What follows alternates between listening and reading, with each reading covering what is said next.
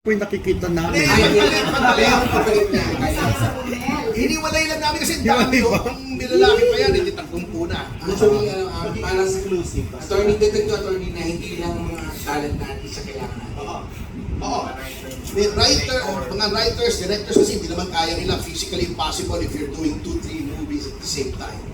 So kung meron sa inyo dito na marunong din ng mag-write ng script, or kahit story ideas, you're all welcome.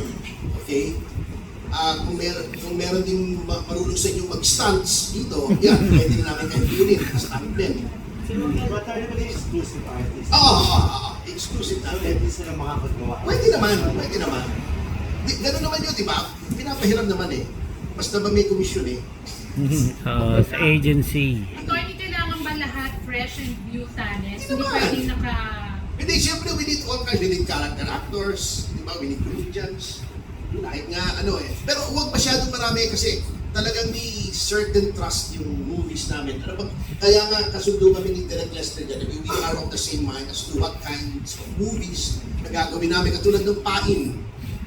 It is an indictment of the recruitment ng mga komunista sa mga kabataan.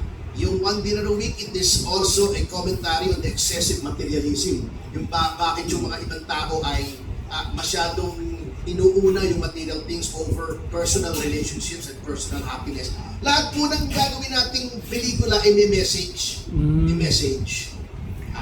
Parang yung mga Masapano, di ba?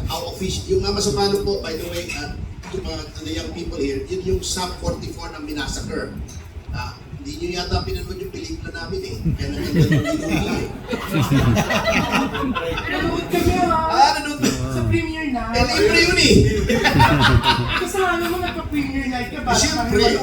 Attorney, yung pong kukunin yung leading lady sa pilot sa mga mag-audition. Yes, oo. Bago. Kaya nga alamin natin, yung Pain naman medyo may konting sexy scenes yun, pero within limits ng R13, hindi tayo gagawa ng R18. Kailangan kasi sa storya to trace yung evolution of relationship at hindi Viva Max levels. We will leave that to Viva. Niche na nila yun eh. Tayo mainstream kasi. At least So with huwag kayong mag-alala rito, wala tayong ganung masyadong sexy. I'm not indicting yung mga ganung movies, pero iba yung trust natin.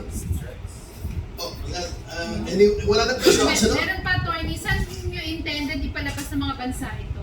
Sabi nyo nakikipag-negotiate Mainly kayo. kasi yung factor namin, ang kailangan ni Atong Sino, may connection siya sa Chinese market eh. That means at only mainland China, but Taiwan, Hong Kong, Macau. Malaki ang audience dyan eh.